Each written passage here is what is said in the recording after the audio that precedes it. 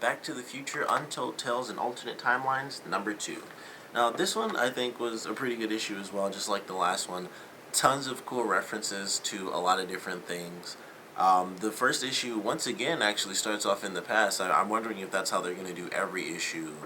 The first story seems to start off with Emmett talking to his kids and telling them about a certain story, and then the second half seems to just be a story placed during any random time, and it's just you're thrown into it, and that's pretty much there's no setup into the story. It's just whoever it's about. That's kind of where the story begins.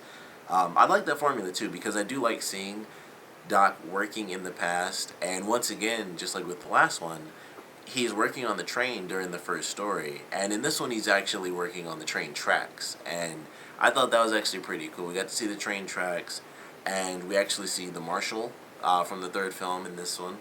Um, we do see the train as well towards the end, but once again, because they don't play such a big part in the story, I'm fine kind of talking about that spoiler wise. But it was really cool. The first story talks about what happened in the Doc's house, how did it burn down, exactly what went on there. And once again, just like with the first issue, I won't go into any details as far as spoilers or anything like that.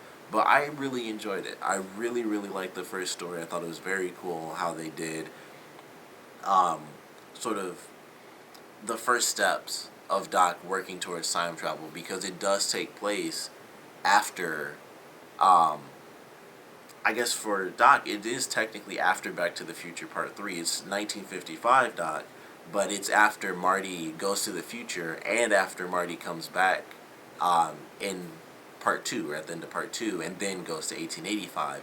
So it's after everything's happened and it's that Doc Brown and him kind of going on and continuing towards the flux capacitor and the DeLorean and time travel in general. So I really loved that story. It actually ties into the second story from the first issue as well, which is very cool. I really love that as well.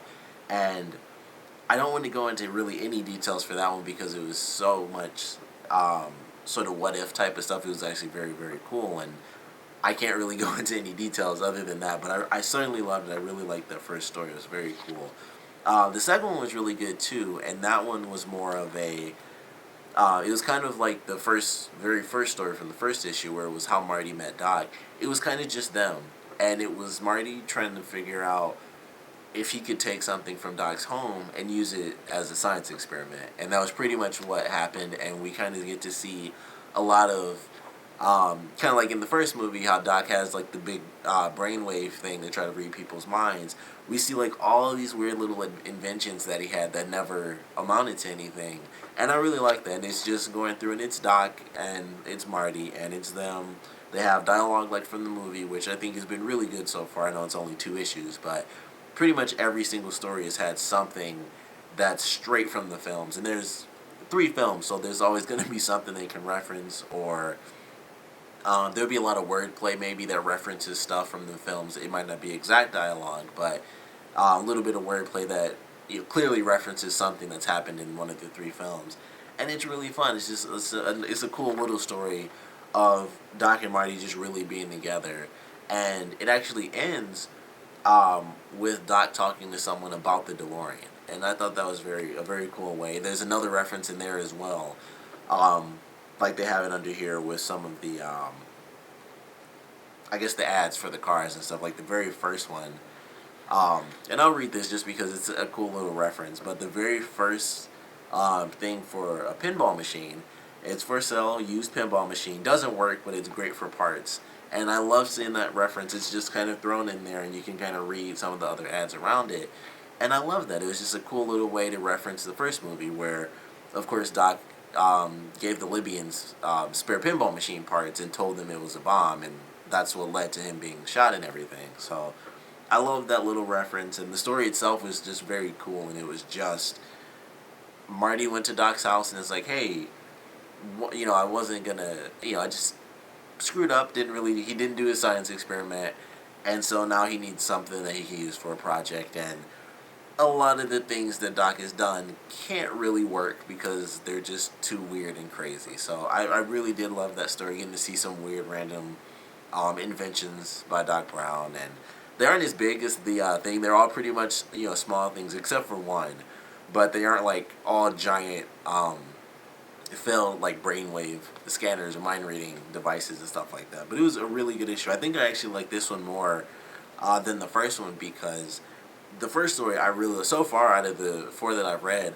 the first one, the first half of this issue has been my favorite because it was just the implications. It was very, very much the implications of time travel. Like, that's kind of the big deal about Back to the Future, and always what Doc says, can't change this, can't do that, and the whole story was implications of time travel.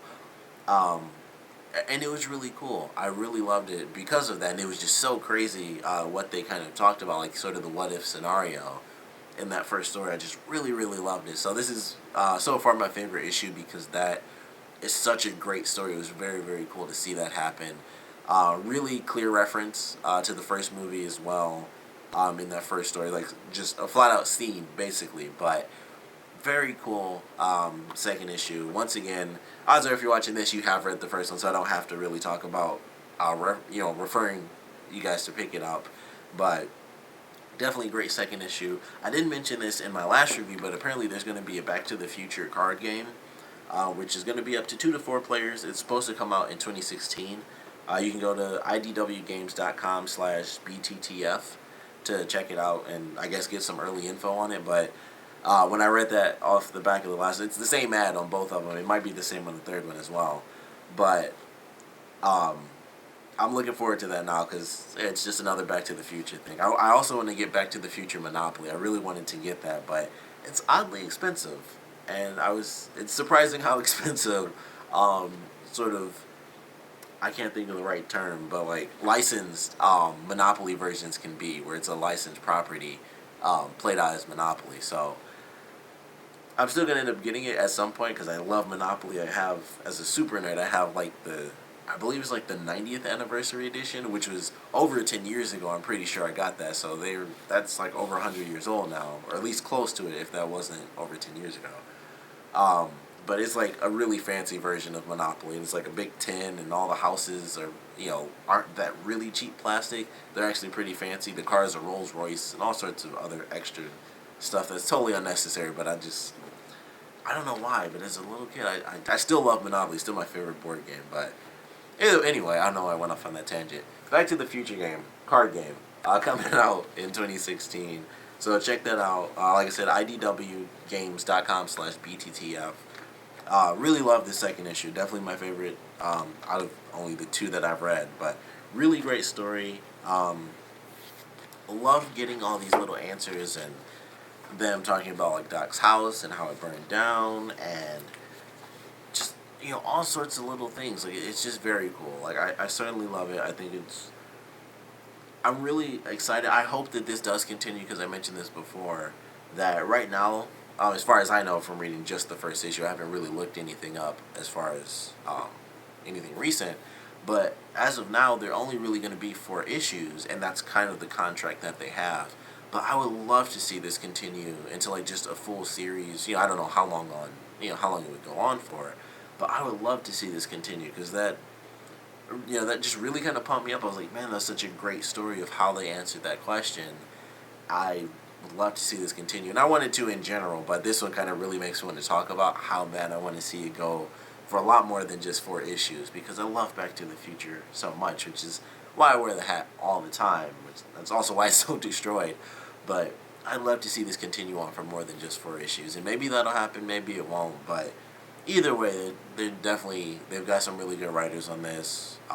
New writers and not just original writers, but it's really good. And kind of looking forward to getting into the 3rd issue as well, and kind of seeing how they play around with the idea. Because, like I said, for at least these first 2, the first story is Doc in 1885 talking to his kids, and then second half of the comic or second half of the issue is just a story in time, and it's just something happened, and that's pretty much it. And I like both ways because the first one is always like, I think the first one is meant to be like, oh, these are some of the questions that get asked all the time. So the first half is to answer a specific question, and then the second half is just to make a brand new story within the universe. And I love both. I think both are really cool. We get official answers.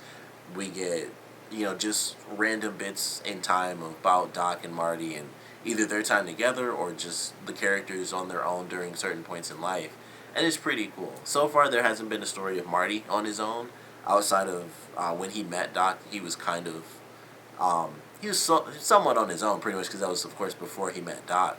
But I don't know if they're going to do too many of him younger. I'd still like to see that, though, because I would love to see his family life when he's younger, and it would be interesting to see which timeline they even follow, because it could either be the original timeline where he feels like his life is fairly average, or it could be after the movies, and it's him dealing, because really after he found his, new timeline and how everything was really great and stuff, at the end of the first movie, he's swept right into the future after that, and that's pretty much it. It's like, man, this is really crazy and stuff, and then he wakes up in the morning, and that's when he realizes that everything's actually changed. He didn't even notice it that night, but it's like, holy crap, his life is better. So maybe that'll be in issue 3, maybe it'll be in the final issue or something, but I'd like to see that, like how he officially adapted, because he didn't have any time, to be totally honest. It was like, New Future, and then Part 2, and then Part 3, 1885, and then the end of Part 3,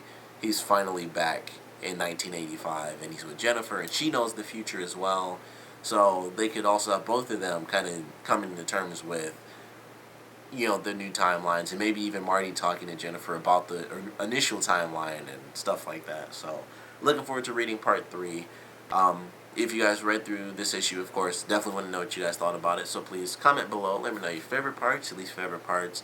And out of the 2 stories, I want to know which one was your favorite. And I might do that for pretty much every issue, because each one is kind of like, oh, which one was your favorite? Or, just what was your favorite moment out of the stories in general, if you don't want to just pick one over the other. Because they were both really good in this one tonight. I like this one more than the first one, just because the first one was like really crazy. It was kind of like the second movie, oddly enough. It was just like that crazy bit of excitement. And then the second half of this issue was just like a really great moment between Doc and Marty, and just a day of them. And I was like, that was just nice. It's something that we do get it in the films, but it's obviously wrapped up in all the crazy time travel stuff, that it's not the same thing as just, it's a normal day of 2 guys hanging out, and one's the crazy scientist and one's just this young kid who happens to know the scientist now. So it was cool to actually get that snippet of something that is, technically it's kind of only hinted at a little bit through the films. And I think we get the most probably out of the third film than the first 2, but I really like seeing that in this comic. So I definitely want to know what you guys thought about this one. So like I said, please comment below, let me know, and thanks for watching.